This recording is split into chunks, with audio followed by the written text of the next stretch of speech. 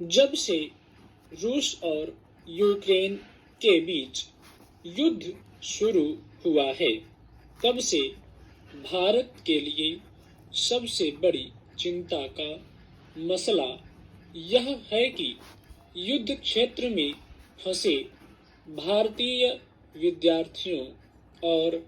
अन्य लोगों को कैसे वहां से सुरक्षित निकाला जाए। इस दिशा में यूक्रेन स्थित भारतीय दूतावास ने अपनी ओर से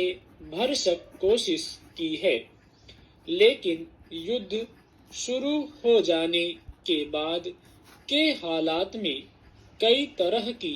मुश्किलें खड़ी हो जाती हैं। ऐसे में युद्ध में शामिल पक्षों के मुकाबले अन्य निरपेक्ष देशों के लिए अपने नागरिकों को वहां से निकालने के लिए कई स्तर पर कूटनीतिक पहल करना वक्त की जरूरत होती है। यही वजह है कि भारत ने युद्ध शुरू होने से पहले से ही अपने विद्यार्थियों और नागरिकों को उनकी सुरक्षा सुनिश्चित करने के लिए जरूरी सुझाव देना शुरू कर दिया था। इसके बावजूद युद्ध क्षेत्र में बड़ी तादाद में भारतीय विद्यार्थी और अन्य नागरिक फंस गए और उनकी निकासी को लेकर सरकार चिंतित है। इसके अलावा भारत की चिंता में यह पक्ष भी शामिल है कि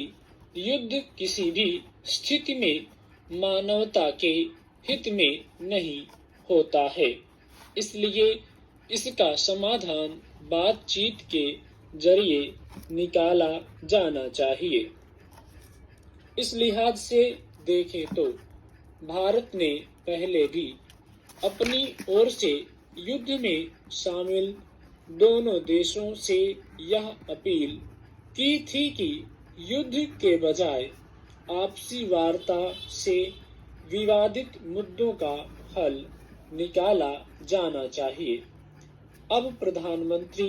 नरेंद्र मोदी ने रूस के राष्ट्रपति व्लादिमीर पुतिन से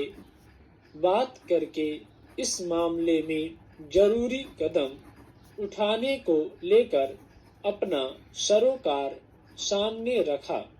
इस बातचीत को लेकर प्रधानमंत्री कार्यालय की ओर से दी गई जानकारी के मुताबिक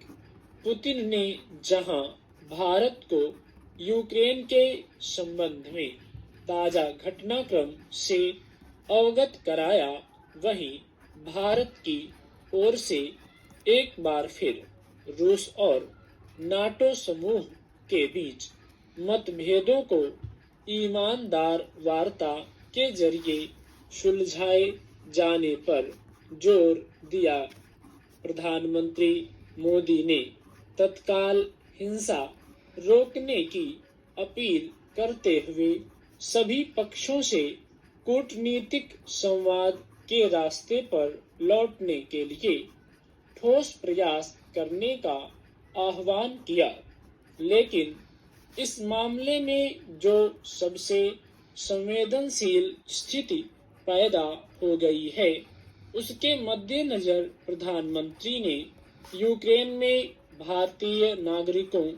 और खासतौर पर विद्यार्थियों की सुरक्षा को लेकर रूस से अपनी चिंता साझा की। साथ ही